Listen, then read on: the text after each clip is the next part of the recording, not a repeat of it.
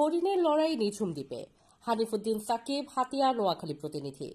বিশাল কেওড়াবনের ভেতর দিয়ে বয়ে যাওয়া আঁকাবাঁকা পথ, ভোরের স্নিগ্ধ আলো আর পাখির কিচিরমিচুরি যখন চারপাশ জেগে ওঠে, তখনই অনেক সময় দেখা মেলে এক অনন্য দৃশ্য, হরিণের লড়াই। Raisa graduate friends union school and কলেজে একাদশ শ্রেণীতে মানবিক ও ব্যবসা শিক্ষা শাখায় শিক্ষার্থী ভর্তি চলছে।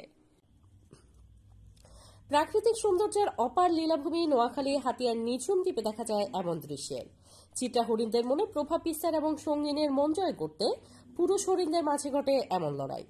প্রতিযোগিতার এই দৃশ্য প্রজনন মৌসুমে প্রকৃতির নিয়মে ঘটে থাকে। দুটো হরিণ সামনের পা গড়িয়ে দাঁড়িয়ে শিং দিয়ে একে অপরকে ধাক্কা দিচ্ছে, শিং গেঁথে চলছে ঠেলাঠেলি। কখনো কখনো ঘন্টার পর ঘন্টা ধরে চলে এই লড়াই। দর্শনার্থী এবং স্থানীয়দের কাছে এ যেন এক প্রাকৃতিক নাট্যমঞ্চ। এই দৃশ্য শুধু রোমাঞ্চকরই নয়, বরং জীববৈচিত্র্যের একটা জীবন্ত চিত্র। এটি নিঝুম দ্বীপের অপরূপ সৌন্দর্যের একটি অংশ, যেখানে প্রকৃতি নিজেই রচনা করে গল্প, জীবন বিস্তারের খেলা আর টিকে থাকার সংগ্রাম।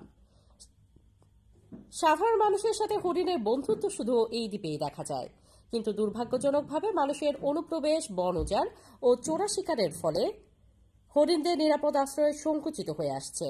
ফলে এই ধরনের স্বাভাবিক আচরণও আজ বিরল হতে চলেছে। নিঝুম দ্বীপে হরিণের লড়াই শুধু একটি দৃশ্য নয়, এ যেন জীববৈচিত্র্য রক্ষার গুরুত্বের প্রতীক। আমরা যদি আজই সতর্ক না হই, হয়তো আগামী প্রজন্মের কেউ আর এই চিত্র চোখে দেখবে না।